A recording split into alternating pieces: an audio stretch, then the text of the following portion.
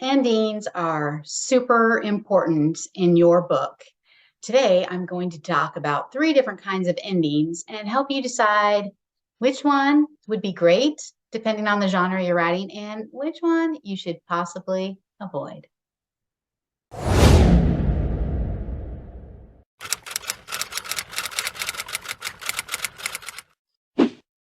As I promised, we will talk about the three different types of endings that are possible for your book. And we'll talk about if you should or shouldn't use them based on what genre you're writing. So I get the information on these endings from what I like to often call my revision Bible, not my writing Bible, which is Plot and Structure by James Scott Bell. And I will drop the link to that down below if you're watching this on YouTube, because he talks about these different types of endings. And it's really important. Recently, I was scrolling through Facebook and I was saw a post by a historical fiction author that I follow, and I've met her in person. We went to a workshop together. And she was like, "Oh, I'm dreading. I'm at the end and I'm just like so reluctant." And so I said, "So, hey, what's the deal? Why are you having such a hard time?" She's like, "Well, I want to make sure I satisfy my writer or my readers, because when they finish, they're going to leave a review and I want them to read my other books and da da da." So there's all this pressure, right, of getting the best ending so that your reader walks away satisfied. And yeah, you want to feel good about your ending too. I love when I end something, I'm like, "Oh yeah, that was perfect." So the three types of endings, as you see them here on the screen. Let's talk first about the positive ending. This is the one everyone wants. If you write romance, you must write a positive ending. This is your happily ever after or your happy for now ending that you see in your Hallmark movies, that you get from all romantic comedies. You want to have that feel of satisfaction. These characters are in love and they are going to live happily ever after now. That is a positive ending. So in specific terms of defining this for other genres, it is when your character arcs in a way that leaves them off better at the end than they were at the beginning, and that they have satisfactorily won the battle.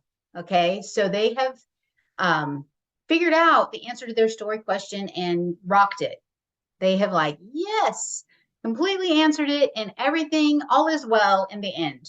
All right. It may have been a struggle to get there, but all is well in the end. That is your positive ending. And like I said, romance, totally have to have it in that. Women's fiction prefers a positive ending. Historical fiction prefers a positive ending.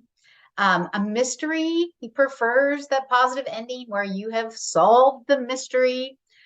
Suspense can go either way. So there are other, but those ones I mentioned definitely want a positive ending. So make sure that if you're writing those genres, you get that nailed down. Now, the second type is ambiguous, and I'm just going to be totally straightforward here. I hate this part. I would rather have a negative ending than an ambiguous ending. But this is one of the most popular types of ending for literary fiction.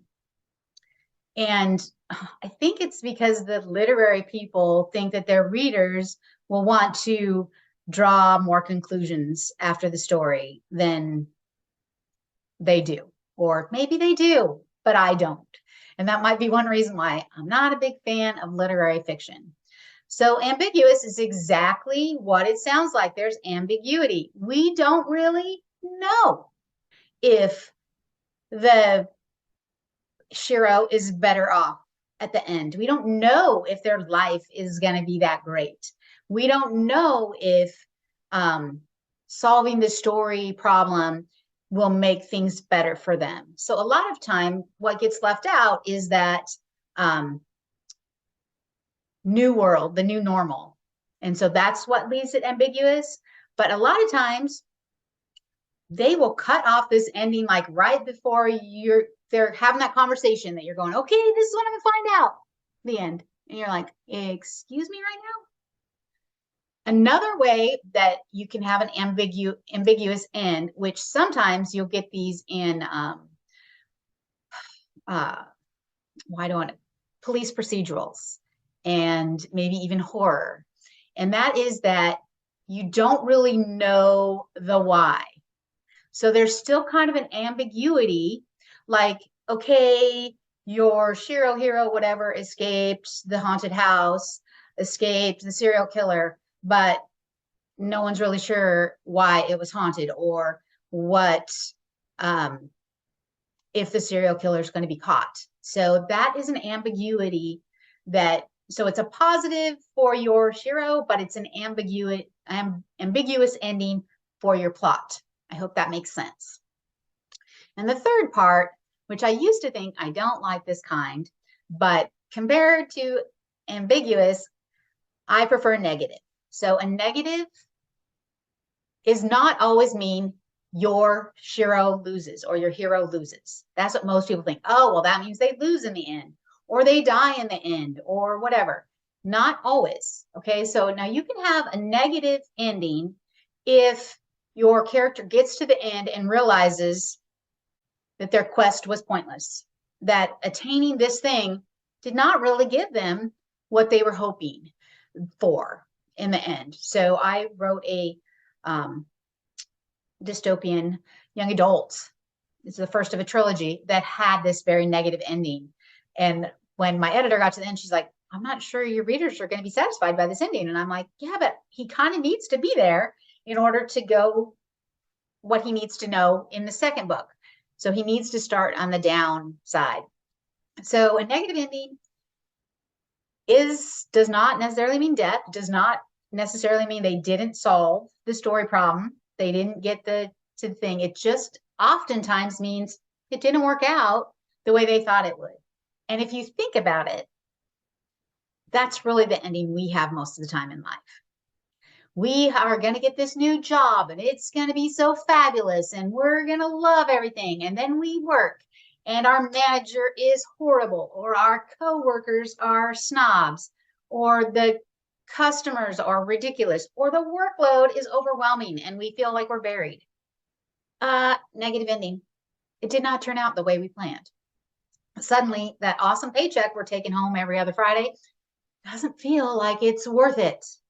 So that is kind of what is meant by a negative ending.